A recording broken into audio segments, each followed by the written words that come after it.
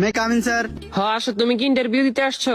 জি জি, আমি ইন্টারভিউ দিতে আসছি। তোমার ফার্স্ট কোশ্চেন, বলো তো এশিয়ার মধ্যে শ্রেষ্ঠ কবি কে? রবীন্দ্রনাথ ঠাকুর। তোমার সেকেন্ড কোশ্চেন, বাংলাদেশে একজন দেশপ্রেমিকের নাম বলো। এই যেমন শেখ মুজিবুর রহমান। তোমার থার্ড নাম্বার কোশ্চেন, বলো তো বাংলাদেশ কবে স্বাধীন হয়েছে?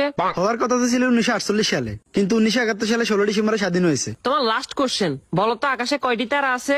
এটা তো এখনো জানা যায়নি, এটা নিয়ে বিজ্ঞানীরা গবেষণা করতেছে। তুমি এবার আসতে পারো। কি ও ভাই, ইন্টারভিউ দিয়ে আসছেন? হ্যাঁ ভাই, ইন্টারভিউ দিয়ে আসছি। কি কি কোশ্চেন আইলো? কোশ্চেন তো মনে নাই, কিন্তু উত্তর মনে আছে।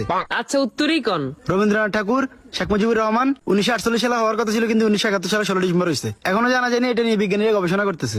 থ্যাংক ইউ ভাই, thank you. May I coming sir? আসো। তোমার নাম কি? রবীন্দ্রনাথ ঠাকুর। তো তোমার বাপের নাম কি? শেখ মুজিবুর রহমান। তোমার জন্ম কবে হয়েছে? হওয়ার কথা তো ছিল 1948 সালে, কিন্তু 1971 সালে 16 ডিসেম্বর হয়েছে। এবার তুই পাগল হয়েছিস নি? এটা এখনো জানা জানি, এটা নিয়ে বিজ্ঞানীরা গবেষণা করছে।